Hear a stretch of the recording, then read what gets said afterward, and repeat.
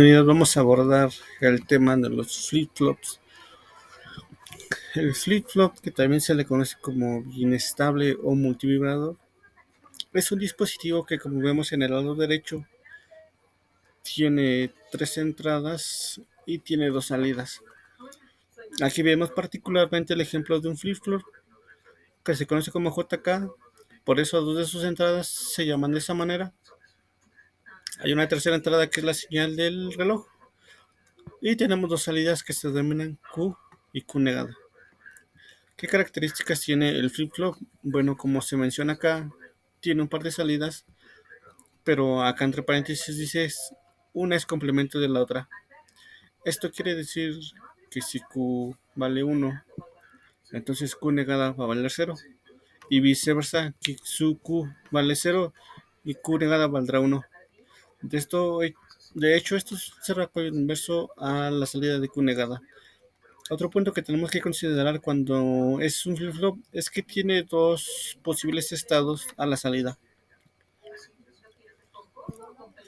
Cuando uno escucha el concepto del estado del flip-flop, se referirá a los valores que tengan las salidas Q y Q negada. Esto quiere decir, por ejemplo, si Q es igual a 1 y Q negada es igual a 0, esto representará un estado. Si Q vale 0, Q negada vale 1, esto representará otro estado. Por eso se dice acá que tiene 2 posibles estados. Usualmente estos estados se llama set y a los otros se llama racine. Otro aspecto que tienen los flip-flop es que, y es de entenderse que cuando uno modifica la entrada o las 2 entradas, particularmente J y K o S y R en otro flip-flop, pues entonces los valores en la salida van a cambiar, y cambiar los valores en la salida representa cambiar el estado. También hay que mencionar que el flip-flop es un dispositivo síncrono porque trabaja o hace sus cambios en relación a la señal que está acá en medio, que es toda la entrada que ya lo habías mencionado, que se conoce como la señal de reloj. Es decir, de estos movimientos a la salida se van a dar cuando la señal de reloj se le indique al flip-flop. Analizaremos el flip-flop que se conoce como disparador por flanco. Acá en la parte de abajo vemos un pulso de una señal cuadrada y vemos que cuando la señal cambia de abajo hacia arriba se conoce como flanco de subida. De manera complementaria, cuando la señal cambia de nivel alto a nivel bajo se conoce como flanco de bajada. Entonces los flip-flops van a ser disparados ya sea en el flanco de subida o en el flanco de bajada. Acá tenemos 2 flip-flops de los más comunes, que es el SR y este es que el JK. Nos damos cuenta que ambos tienen sus respectivas entradas con sus nombres, SR y JK, la señal de reloj, que a la salida tienen evidentemente a Q y a su complemento que es Q negada. Entonces, ¿qué es lo que los diferencia? Es lo que vamos a ver en un momento. Comenzamos con el flip-flop SR disparado por flanco.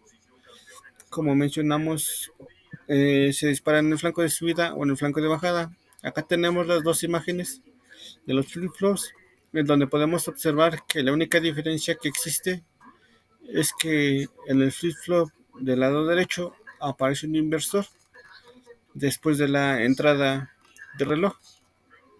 Y bueno, eso nos indica que el flip-flop se va a disparar en el flanco de bajada.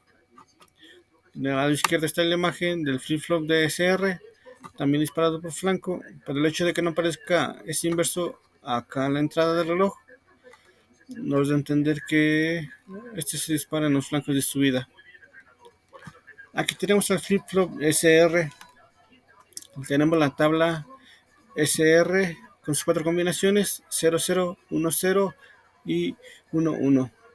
Tenemos que trabajar con los flancos de subida y vemos los 4 posibles estados. En primer estado dice que es un estado igual cuando en las entradas SR se tiene 0, en S y en R0, que esto es que cambiamos a estos valores porque SR pudieran tener valores diferentes, lo que dice que el estado que recordemos que son los valores que tiene Q y Q negada, no van a cambiar. Q va a tener el mismo estado y Q negada el mismo estado. Por ejemplo, imaginemos que Q tenía el valor de 1 y Q negada el valor de 0. Ya sabemos cómo se provoca o se ocasiona esto. Pero en este intervalo de tiempo entre flancos de subida del reloj pusimos a S con 0 y a R con 0. Entonces era un flanco de subida. Como este estado nos dice que va a permanecer igual, entonces quiere decir que después de este flanco de subida, Q va a seguir valiendo 1 y Q va a seguir valiendo 0. En el caso complementario, si antes del flanco de subida Q negada valía 1 y Q valía 0, y independientemente de lo que valía SR, los pusimos los dos a 0 antes de que se fuera el flanco de subida. Cuando se dé esto, entonces el estado va a permanecer igual. Q negada va a valer 1 y Q va a valer 0. Por eso dice que acá en la columna de las relaciones del reloj, este estado es indiferente porque no importa si en el flanco de subida o en el flanco de bajada, en cualquier instante de la señal del reloj, el estado no va a cambiar. ¿Qué pasa cuando vamos al segundo? Cuando S vale 0 y R vale 1, hay un flanco de subida de la señal del reloj, entonces esto provoca el estado de reset. Q va a valer 0, Q negada va a valer 1. El estado de S es cuando vale 1 y R vale 0. En los flancos de subida va a ocasionar y por lo tanto en Q va a valer 1 y en Q negada va a valer una salida de 0. Q1, Q negada 0. Finalmente, ¿qué es lo que tenemos cuando subimos las dos entradas a nivel alto de S y la de R?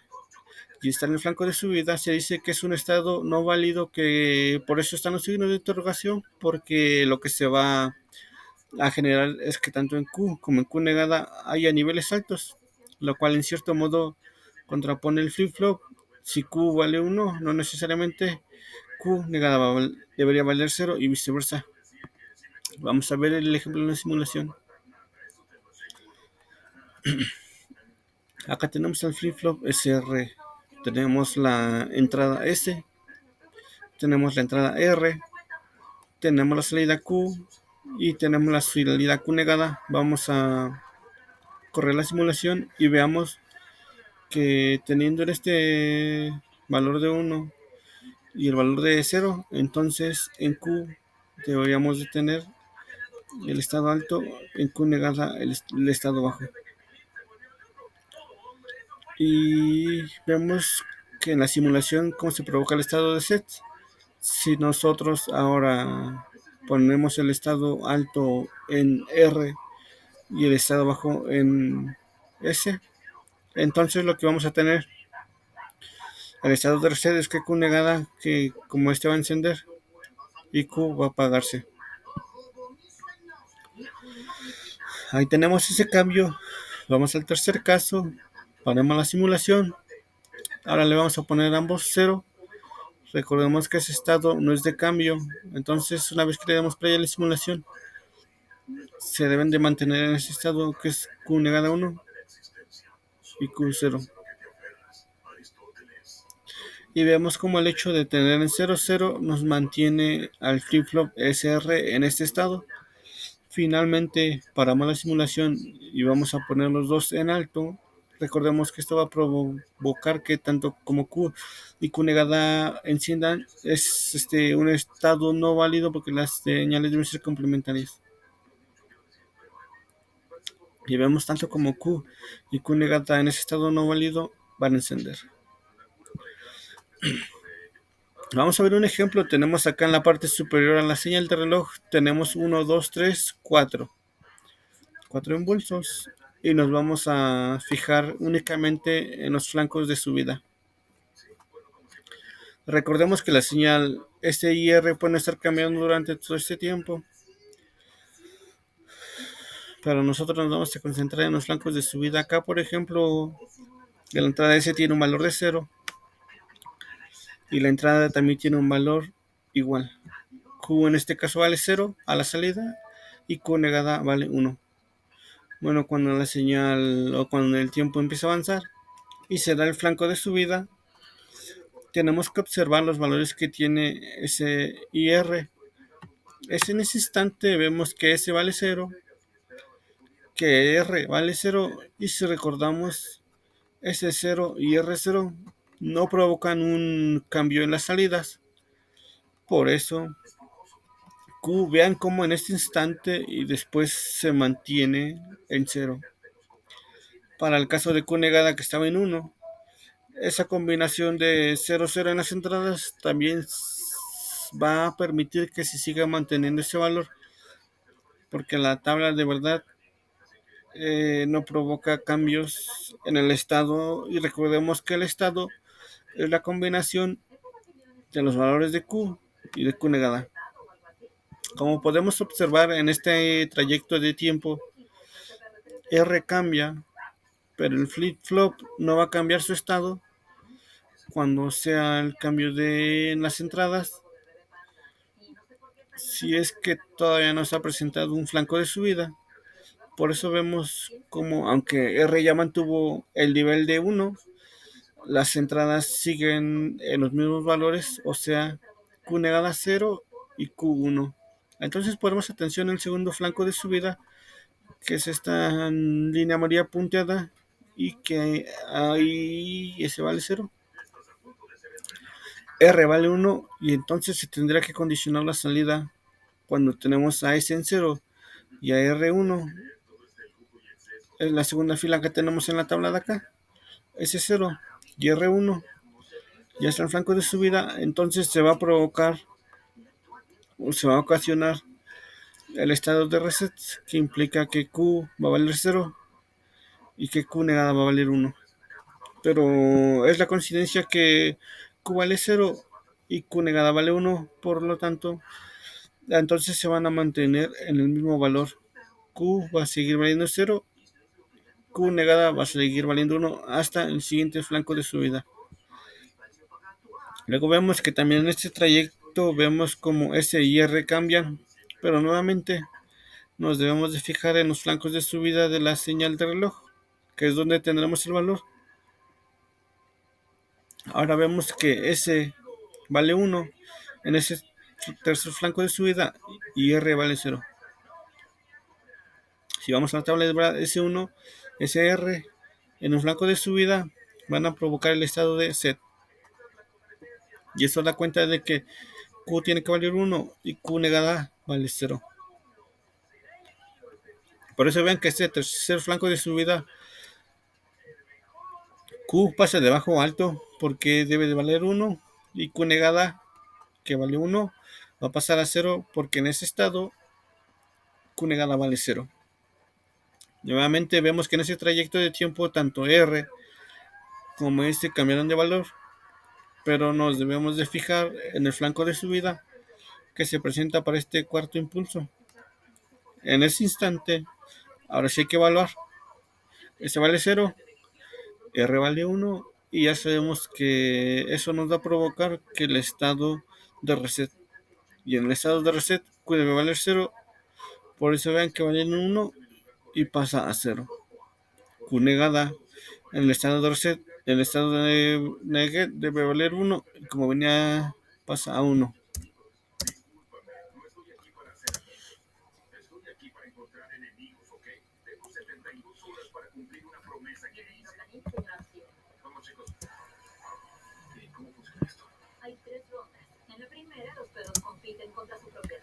Ahora vamos a ver el flip-flop más común, el JK disparado por flanco. La tabla de verdad del flip-flop JK, a diferencia del SR, la única diferencia que muestra es en el estado 1-1. Vemos como 0-0 es una permanencia de estado, no cambia. 0-1 reset, 1-0 set. Pero vean como en 1-1, que era un estado no válido, cuando se daban los flancos de subida en la señal de reloj, ahora van a provocar un estado de basculación. Es como si tuviéramos un semáforo de tren que está en rojo y verde.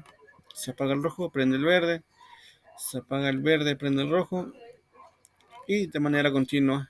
Ese es el estado de basculación que presenta el flip-flop JK. Bueno, aquí que tenemos nuevamente un diagrama de tiempos donde analicemos el flip-flop JK y donde el objetivo es que nosotros veamos cómo se da ese estado de basculación. Tenemos la señal de reloj en la parte de arriba de color rojo. Tenemos igual 4 impulsos para poder evaluar esa señal. Tenemos la señal JK, la salida Q y Q negada. Bueno, ¿qué pasa en el primer flanco de subida que sacan el 1? Nos podemos dar cuenta que en este instante de tiempo J vale 1, K vale 0 y por lo tanto sabemos que eso provoca el estado de set. Q venía en 0, pero como en ese instante se provoca ese estado, entonces pasa a 1. Vean cómo ahora Q negada venía en 0. Ese estado provoca en Q negada 0. Por lo tanto se sigue en este valor. Hay cambios en la señal. Si hay o no hay, no nos interesa. Nos vamos a fijar cuando se del segundo flanco de subida, que está acá, y vean cómo en ese flanco de subida J pasa a 0 y K pasa a 1. En esa condición de 0 de J y 1 de K, vamos a ocasionar el estado de basculación de reset. En el estado de reset da 1, que Q vale 0 y Q vale negada vale 1. Por lo tanto, vean cómo Q, que venía en 1 porque estaba en el estado de set, ahora pasa de a 0. Y finalmente, Q negada, que venía en 0, por estar ahora en el estado de reset, va a pasar al nivel cuarto. Perfecto. Seguimos en ese instante de tiempo y vean ahora qué es lo que va a pasar. Nos vamos al tercer flanco de subida. Al tercer flanco de subida, vean cómo J, que venían en 0, pasa a 1 y K se mantiene en 1. Si vamos a la tabla de verdad J y K, nos damos cuenta que cuando el flanco de subida, en la señal de reloj, se alcanza, entonces vamos a provocar la basculación, es decir, el intercambio de valores. Por tanto, como J vale 1, K vale 1, entonces Q, que venía en 0, va a bascular, o sea, va a cambiar de valor, va a pasar a 1, y Q negada, que venía en 1, va a pasar a 0. Perfecto. Cambiaron de valor tanto Q como Q negada. ¿Hasta cuándo van a volver a cambiar de valor? Recordemos, mientras J y K permanezcan en el estado alto y el flip-flop va a bascular, y eso lo podemos ver en el cuarto impulso, en el flanco de subida. Vemos que J y K siguen manteniendo el valor de 1 y ni modo, Q, que venía a 1, va a tener que bascular, va a pasar a 0, y Q negada, que venía en 0, va a pasar a 1. Este proceso se va a repetir en cada flanco de subida de la señal de reloj, siempre y cuando, recordemos, J y K permanezcan en el estado alto. Para terminar, vamos a ver el funcionamiento del flip-flop de JK. Tenemos la entrada J y tenemos la entrada K.